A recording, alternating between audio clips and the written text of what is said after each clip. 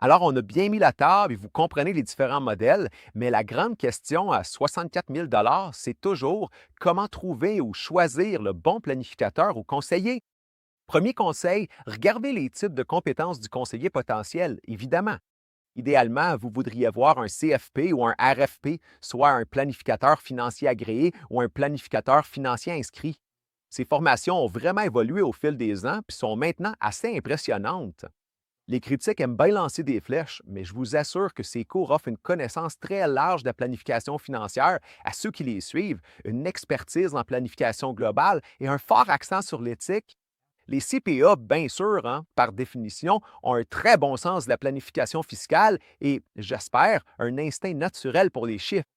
Mais de façon intéressante, plusieurs n'ont pas nécessairement une solide expérience dans le domaine des placements, ni parfois dans l'assurance ou la planification successorale. De nombreuses exceptions, évidemment. J'apprécie particulièrement lorsqu'un conseiller titulaire d'un CPA possède également une certification CFP ou RFP. Il y a ensuite le CFA, l'analyse financier agréé. Celui-ci est intéressant, parcours très difficile. Excellent. Les personnes qui réussissent acquièrent l'expérience professionnelle nécessaire et obtiennent ensuite une certification pointue. Il n'y a pas deux façons de faire. Plusieurs de mes amis sont CFA. C'est plus axé sur l'investissement que sur la planification financière. Comme pour le CPA, j'aime qu'un conseiller ait les titres CFA et CFP ou RFP. Conseil numéro 2, rencontrer les candidats au moins 2 à 3 fois. Ouais, c'est tannant. Non, peu le font, mais c'est important. Voyez si ça clique. Se spécialise-t-il dans une profession ou un groupe démographique? Quel type de clientèle préfère-t-il? Quelles croyances ont-ils aujourd'hui qu'ils n'avaient pas il y a 5 ans? J'aime toujours cette question-là. Numéro 3, portez attention à la chimie puis aux aptitudes en communication. Bien sûr, les types professionnels comptent. Est-ce que vous les aimez? Est-ce que vous vous sentez à l'aise de travailler avec eux? Est-ce qu'ils vous posent beaucoup de questions? Est-ce qu'ils semblent vraiment vouloir apprendre à vous connaître? Pas juste vos chiffres, mais vous, vos espoirs, vos rêves. Vous avez entendu les excellents conseillers et planificateurs qu'on a reçus sur le balado. Ça sont des communicateurs hors pair. Ce sont d'excellents écouteurs. Numéro 4, si vous trouviez que c'était un peu ésotérique, attendez celle-là. Essaye, au fil de la conversation, de ressentir ces deux choses-là.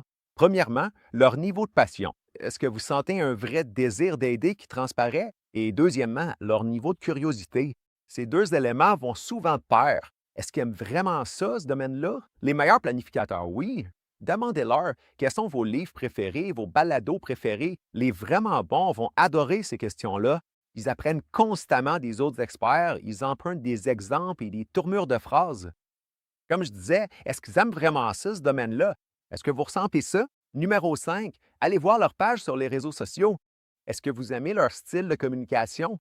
Est-ce qu'ils utilisent l'humour? Comment jettent les commentaires? Mettons, pour être juste, je devrais préciser que je rencontre d'excellents conseillers qui n'ont même pas de réseaux sociaux, alors mettez pas trop d'importance là-dessus.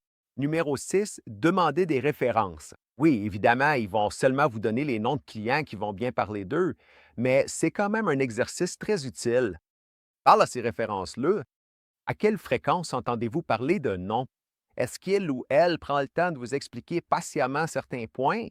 Qu'est-ce que vous, en tant que client, pourriez faire de mieux pour l'aider à mieux vous aider? Celle-là est bonne. Si vous deviez changer une chose à propos de nom, ce serait quoi? Demandez à ChatGPT de vous aider à trouver d'autres questions. Numéro 7, demandez à avoir quelques plans caviardés.